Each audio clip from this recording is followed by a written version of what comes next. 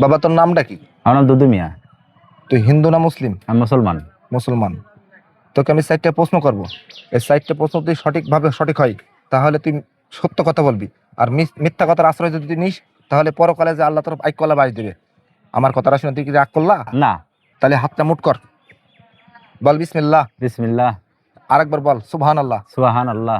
আমার কথাটা শুনে রাগ করলা? না। যে নামগুলো মুখে বললাম এই নামগুলো নেওয়া খারাপ না ভালো? ভালো। তোর জীবনের আমি কিছু ভবিষ্যৎবাণী বলেতে যাব, কথাগুলো তুই মিলাই দেখবি। জি।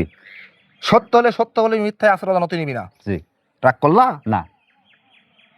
ছোটবেলায় তোর খুব ইচ্ছা ছিল পুলিশের চাকরি করার, কিন্তু তুই পরে এসে জানতে পেলে তোর হাইট খুব ছোট, তুই এটা জুকার, সেই জন্য তোর চাকরিটা হয়নি। সঠিক? সঠিক। রাগ করলা? না। প্রত্যেক দোকানে তুই 3-4 হাজার টাকার বাকি খাস, বাকি খেয়ে 1 টাকাও দিস নি, ওইসব দোকানে যাইস না, তুই পলাইছিস। কথাটা কি সঠিক? সঠিক। আমার কথা শুনে তুমি কি রাগ করলা? না।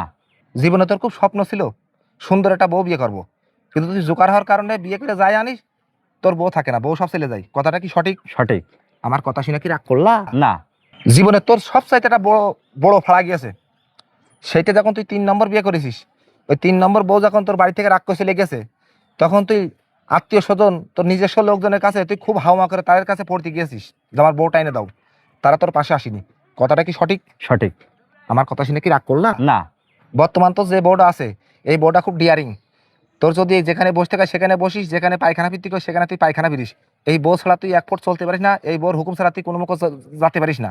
কথাটা কি সঠিক? সঠিক। আমার কথা শুনে কি রাগ করলা? না।